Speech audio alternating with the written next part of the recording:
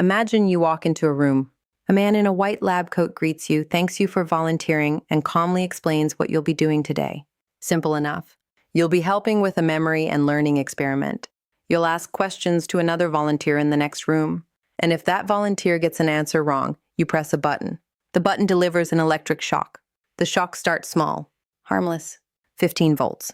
But with every wrong answer, the voltage goes up. 30 volts. 75. 150. The voice behind the wall starts to protest. He says his heart is bothering him. He begs you to stop. At 300 volts, silence. The man in the lab coat looks at you and says calmly, "Please continue." What do? Most people, when asked this question, say they would stop. Immediately. Obviously. They would never harm an innocent stranger simply because someone told them to. Most people are wrong. Welcome to the Darkest Experiments, the series that goes inside the most disturbing, controversial, and morally complex psychological studies ever conducted. Studies that didn't just push the boundaries of science, they shattered what we thought we knew about human nature. Today we begin at the very beginning. The experiment that changed psychology forever. The one that forced the entire world to ask a question it didn't want to answer. This is the Milgram obedience study, and nothing you hear today will be easy to sit with. The year is 1961. The world is still processing the horror of the Holocaust. The Nuremberg trials had ended just over a decade earlier, and the same defense had been offered again and again by those accused of some of history's worst atrocities. I was just following orders.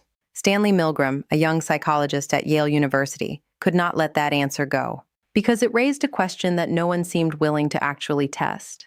Was it really possible that ordinary people, not monsters, not ideologues, not soldiers conditioned for war, but regular human beings like you, like me, like your neighbor, could be made to harm another person simply by being told to? He decided to find out. Milgram advertised in local newspapers for volunteers to participate in a study on memory and learning at Yale University. Participants were paid $4.50 for showing up, regardless of what happened next. Each volunteer arrived to find another participant already waiting. There was a draw to determine roles. One person would be the teacher, the other the learner. The draw was rigged. The other participant was always an actor. The real volunteer always became the teacher. The learner was taken to an adjoining room and, in full view of the teacher, strapped to a chair with electrodes attached to his wrist. The teacher was then seated in front of an imposing machine. It had 30 switches. The first was labeled 15 volts, the last 450 volts. And between them, printed in clear text, were labels that escalated from slight shock all the way through danger, severe shock, and finally, at the very end, just two ominous words, XXX.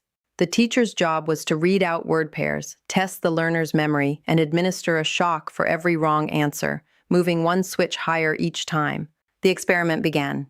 At 75 volts, the actor in the next room grunted in discomfort. At 120 volts, he shouted that the shocks were painful. At 150 volts, he demanded to be released. He said his heart was bothering him. He pleaded.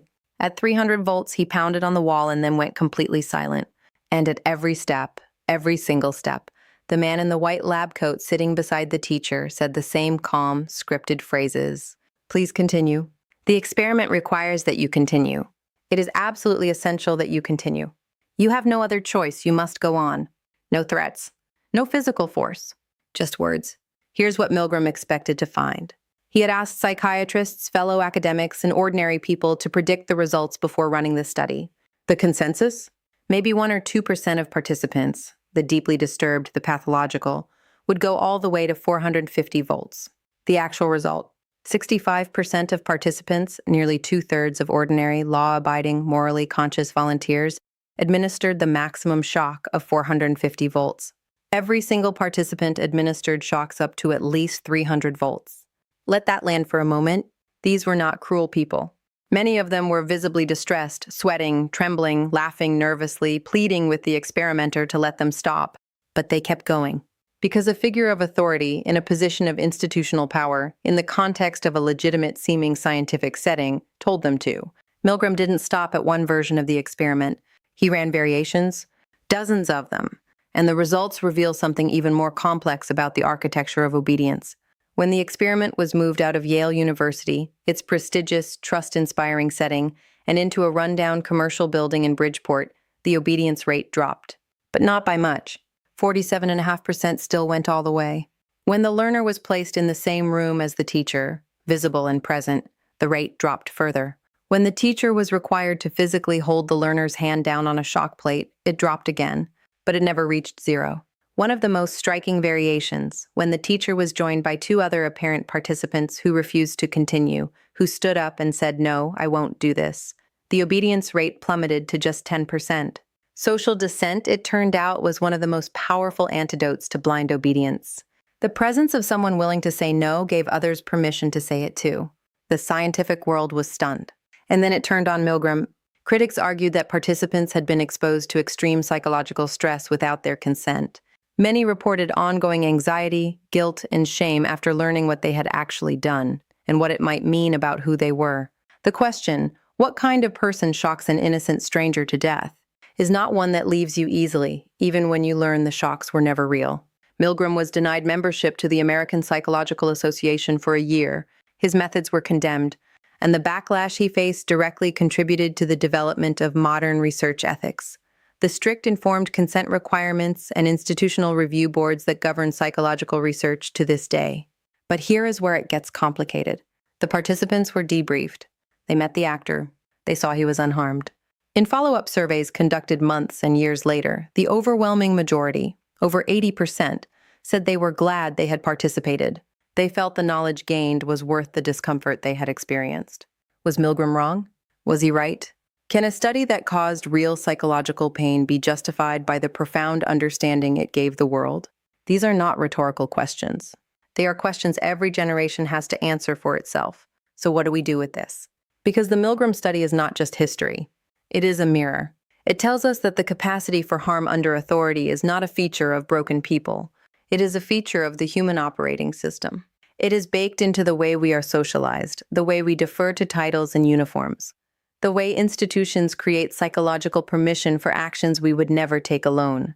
And knowing this is not cause for despair. It is cause for awareness. The most powerful finding in all of Milgram's variations was the one about social dissent. One person willing to say, "No, this is wrong," cut the obedience rate by over 50%. One voice. One moment of moral courage. That is what authority fears most. The individual who refuses to disappear into the chain of command. The next time you find yourself in a situation where you're uncomfortable, where something feels wrong but everyone around you is going along, remember what Milgram actually discovered. Not that people are evil, but that they are social. They look for cues. They look for permission. You can be that permission. For yourself and for everyone watching you. The Milgram obedience study remains one of the most replicated, debated, and deeply uncomfortable findings in the history of science. Not because it showed us what monsters can do, but because it showed us what ordinary people can do under the right conditions. Next time, we stay inside the same chilling theme of authority, but this time we move into a hospital. A phone rings. A nurse picks up. And what happens in the next 3 minutes will make you think twice about every institution you have ever trusted. That's the Hoffling Hospital experiment, and it is coming right up. If this video made you think, made you uncomfortable, or made you see yourself differently, that means it worked. Hit the like button, subscribe so you don't miss a single experiment in this series, and drop a comment below. Do you think you would have stopped? Be honest. I'll see you in the next one.